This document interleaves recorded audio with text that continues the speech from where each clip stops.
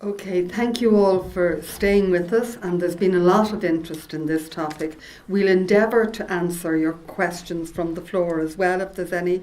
There's a fascinating selection of questions. We've tried to cluster them together and we will see how we go, okay? So, number one, how does one cope when the young person you love makes wrong choices that would have huge consequences on their life, and it has implications on your life also? Yeah, I know, that's a really hard one, but if the person's an adult, they're an adult. Do you know? I don't know that you can stop somebody. The best we can do is advise, do all of those things, but ultimately if the person's an adult, it's going to be their decision. It's to look at the damage limitation you can do for yourself. Very, very, very hard. And I'm sure we all have kind of experiences of different times when people have made choices and we've gone, oh God, no. But if you're dealing with an adult, they are their choices. And I would think, when we only learn from the choices that sometimes in reflection we say we'll do it differently, and have the communication with your children that they may come back and say, shouldn't have done that, and then you're open to sort of that communication rather than try and control the choice, and they will make their own decisions anyway. So it's staying with it, but if they do have learning from it, they'll come back and share it. We've all learned from our bad decisions, I think. What is the best way of dealing with the lack of communication with the adult child? When the parents are trying to keep in touch, but the communication from adult children is minimum and basically only texting. Yeah, and I think we can all relate to that. And, we're also dealing with the generation who are texters. They talk to each other by text. Like, that's a full conversation for a lot of them. But I think it's that piece about you may not be getting the communication that we want and the level that we want. And the most important thing is to, maybe if you can, to have a conversation about what, what you would consider as healthy and appropriate conversation. But really to try and avoid conflict. If you get into conflict, you'll get no communication. So in as much as you can, it's keeping the doors open. And sometimes that's doing that smiling through gritted teeth. I don't like you, I don't like what you're doing, but I do love you. And then having your friends and your supports that you can go, oh my God, but it is that piece about keeping the door open and letting your communication be as open as it can be. Because sometimes children are just like that. I do have an example of somebody who went to Australia, as many of the young people do, and it was back in the day when the mobile phones weren't so prevalent, and they had started off with the agreement with the parents was they would contact every week, and then it dwindled down till eventually the parents had to get on to the Australian embassy, the Irish embassy in Australia, to kind of track down their son because he wasn't making any contact whatsoever. You kind of like, they were terrified. He was having a great time. When it was that piece about, look, you just text, just let me know that you're alive, let me know that you're home, let me know these things. But sometimes they do it and they're not, it's not malicious, it's not malice, they're just not thinking. So the other thing is to think if it's not just yours, it's kind of a general generational thing. And it's been going on for forever, that kind of imbalance in communication between kind of our young people and ourselves and what we want. So have the conversation by all means, set your boundary, but no, sometimes we won't get the communication that we want. So then it's our piece to always make sure the door is open and the ears are open. And I'd say, and I've learned this through nursing and problem solving, but never make assumptions. You don't know. It might be that they're busy. It might be that they're trying to be independent. So don't make assumptions. I know when my son got married, I purposely, he better never see this video, I purposely, realised he's married now. I don't want to be the interfering mother-in-law. So I stepped back a bit. And he arrived to me for dinner one evening and he said, I need to talk to you about something, Mum. And I thought, oh God, I'm in trouble. And he said, why do you pull away? Now, he was able to say that to me. So that was good communication. But if he wasn't, he probably could have assumed that she's not interested now, I'm married now, and it wasn't the case. So it is about having that communication and not making assumptions. Right, this is one about who empties their bedroom when they move out. When does it happen? 6 months, a year, 6 years? when you marry, or when they get their own home? I think it depends on if there's life forms in there. You know, I think the thing is, you have to decide. This is now your home. They've gone. They've kind of flown the nest, if they've flown the nest, and then decide. Actually, you know what? If your home is there, we need to clear out the room, and either you can do it together, and it can be something that you do collectively, and that could be a really nice thing to do together. Kind of going through pieces. If they don't want to do it, or if they've gone and they're not going to be back in the immediate future, maybe it's something that you will do. That you will tidy up, but you discuss it with them first and say, look, I think it's time that we cleared out the room, but you've got to decide when is the time right for you and them, and have that conversation, and either do it together or do it separately. There's no golden rule. Sometimes we need to listen to ourselves and figure out what's important. And maybe give a deadline. I'll give you till next month. Otherwise you could be years. How do you cope with the strains of the nest that is too full of adults? That is hard, and that is a definite reality these days. And I think I was talking to somebody during the week, actually, who's in the hospital for differing reasons. And one of the big things is you have to set boundaries. As children, when they were small children, there were boundaries. If you're going to play with those toys, you need to put the toys away. People had responsibility, and responsibility that were age appropriate. Now they're adults. You need to give them responsibility. Do you need to be the person who does the cooking and the cleaning and the ironing and the hooving and everything for everybody? Or actually do all those roles now need to be shared? If we're all eating, then actually we should be sharing that. If somebody's earning money, are they contributing to the running of the household? It's that adjusting to realise we are adults living in this house. So therefore, the roles and the responsibilities need to be shared out amongst the adults. So it's you deciding what that is. And I know for many people there's that piece. People are kind of still doing the laundry and the ironing and everything, and it's actually, remember, we need to skill up our young people so that when the time comes they move out, they're able. So sometimes we're doing them a disservice if we're keeping on all of that stuff.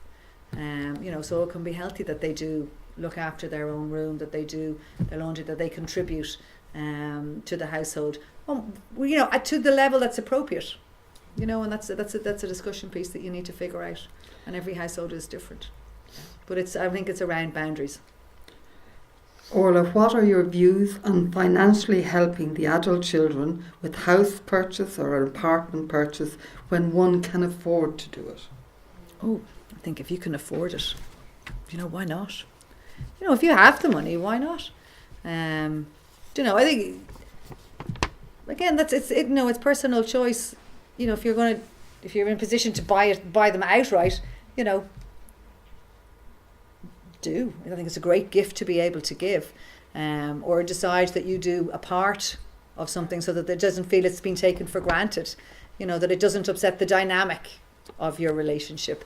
But if you have it, that's a decision for yourself to decide if it's something you're going to do. But make sure if this is the first of 5 children, that you have enough. What you do for one, you do for them all, would be the big piece.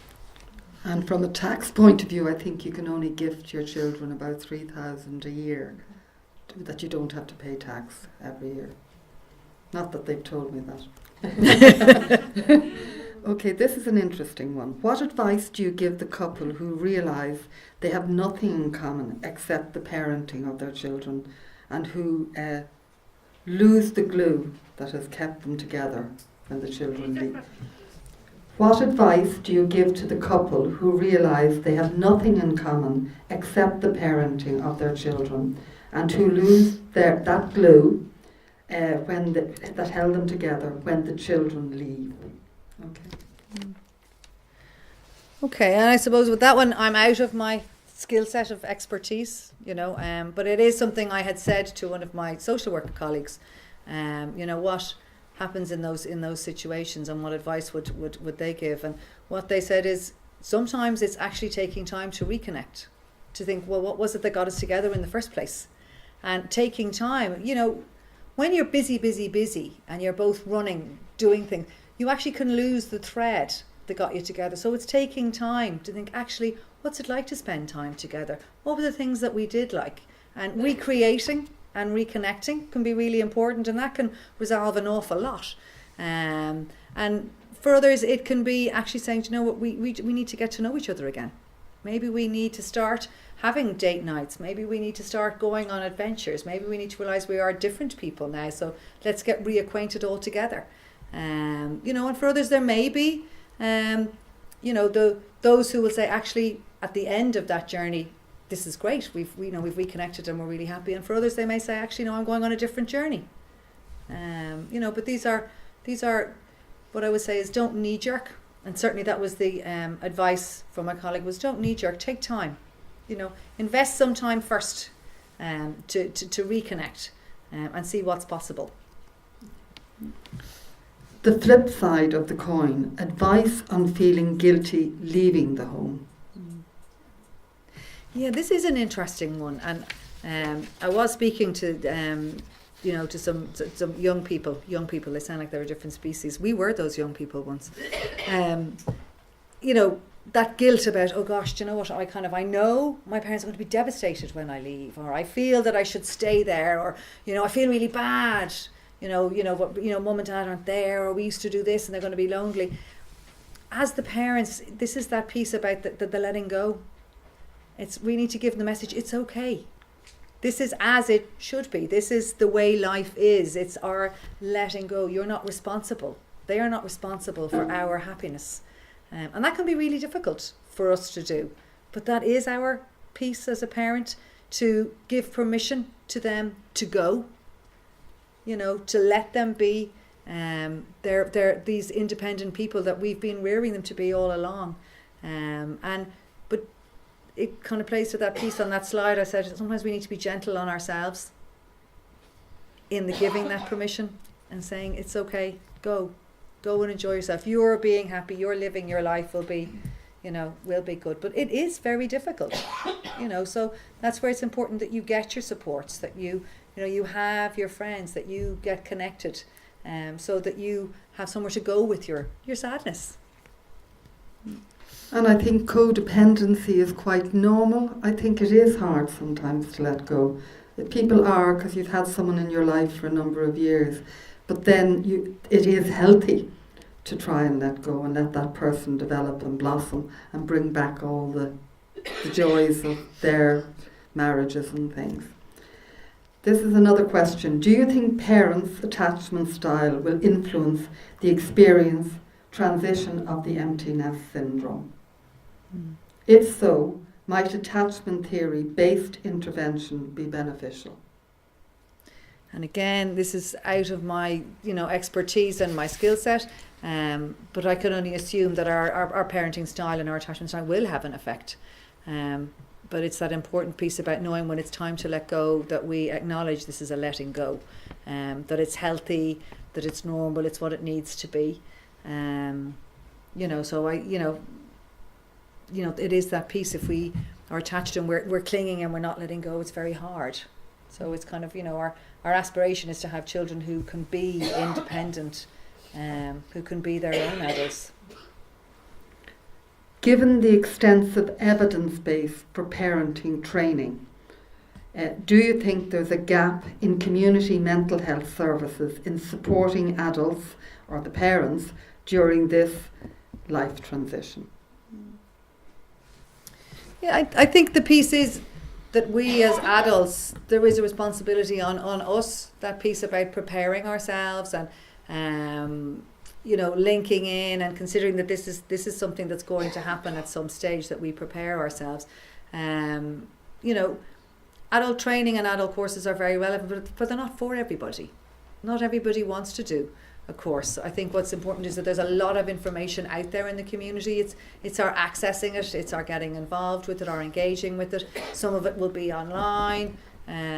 So I think that's a very individual piece. And I do think there's a lot out there. Whether there's a particular niche for this and this alone, I'm not sure.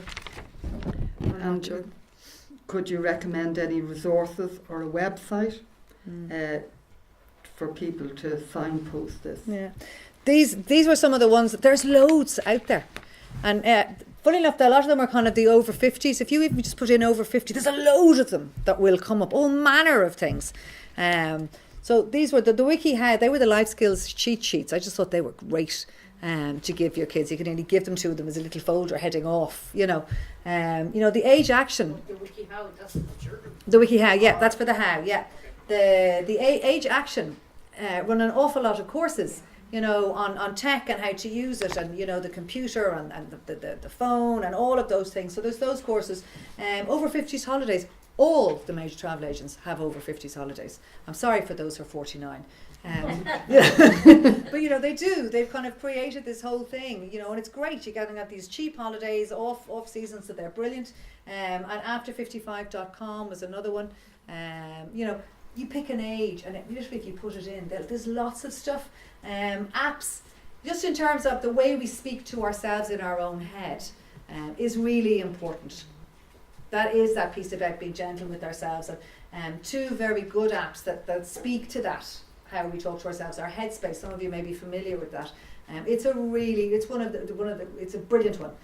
It's heavily researched. And the style, Andy Puddicombe, who runs it, he's a phenomenal person, but his style is very open and engaging. You know, some of these apps can be a little bit, I find, you know, preachy and a bit kind of removed, where, you know, that's a very kind of real one. It's lovely, and you can do 10 days for free and just keep repeating them over. You don't actually need to pay for any bit after that. You know, it's great. And then the 10% Happier is a lovely one as well. There's lots of them, but I just thought they were two that were just kind of particularly nice. And then blogs and Instagram. I don't know if any of you Instagram. And I'm going to kick myself now. I can't remember the lady's name. There's a woman, Eileen. She's in VIP this week. She's a 3-page spread. She's 80 years of age, and her daughter moved to Australia and showed her how to do Instagram. She had, I think, 4 daughters. The one in Australia, and they used to send each other photographs of they've gone shopping and what you think of this and what you think of this. She thought this was fabulous. She now has hundreds of thousands of followers at 80, and what she does is every day she takes a photograph of herself heading out. She's phenomenal. She's absolutely phenomenal. So Instagram is all about photographs of what you're doing, and you know, it's lovely. As she said, I'm an 80-year-old woman. She said, I'm not living a fake life or anything like it. I have all the aches and pains, but she said, I just enjoy this. It's just a bit of fun. And she goes into the shops and people know her, and it's great. So for blogs and Instagram, you have emptyhousefulmind.com and emptinessblessed.com. Now, there's all sorts of ones in there. You know, just have a look. You can do blogs, you can do Instagrams. It could be an endless list. I just kind of picked out some ones that I kind of scanned, and they were the kind of the top ones that were coming up. And I would think that, you know, when we're parents and we're thinking of the education and the books and the different things that we give, and quite material, you know, we're surviving, we're doing everything. I think when your children grow, it is time for you to grow too. And it's not all about the material things, it's also about you personally clapping yourself on the back and saying, you know, they want to come back, because if you're positive, if you're like Orla, you will be there every Sunday for dinner. You know, it's that piece, that growing yourself and being positive, which, you know, maybe you didn't have time for when you had young children. And, you know, the energy is on the material things, not you personally. And personal growth is really important. And there's some of you may be familiar, the University of the Third Age. Have you heard of that one? Yeah, it's really powerful. You know, there's this kind of university. There's I think there's 2 of them locally here, and it's a university for older people. They have talks. They have all sorts of educational things that are running, and they call it the University of the Third Age. They're fantastic, and one of the best resources is your own friends and supports. Oh, yes. The University of the Third Age. You said there's 2 of them nearby. Right? Yeah, I never heard of them. if you look them up. If you look up University of the Third Age, and it'll give you a list of where they're. Huh? University of the Third World. Oh yeah, of the third age, because they're kind of saying you're in the third stage of your life. You kind of have 20, 40, and you're kind of in the 60s or whatever. You know, they're kind of saying it's the University of the Third Age. Yeah. Yeah.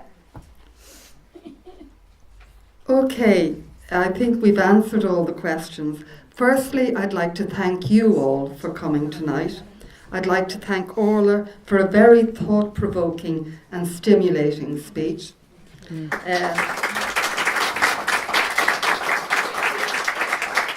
I'd also like to thank Dr. Richard Blennerhassett for doing the introductions, and to thank Greg and Charlie and Kate and all for being here tonight, and Peter for doing the camera work. Without you being here, this couldn't have happened.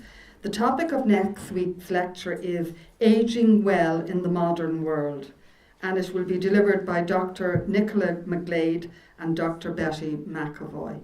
And again, renewed thanks to you all for being here. I thoroughly enjoyed it and have learned something. Thank you.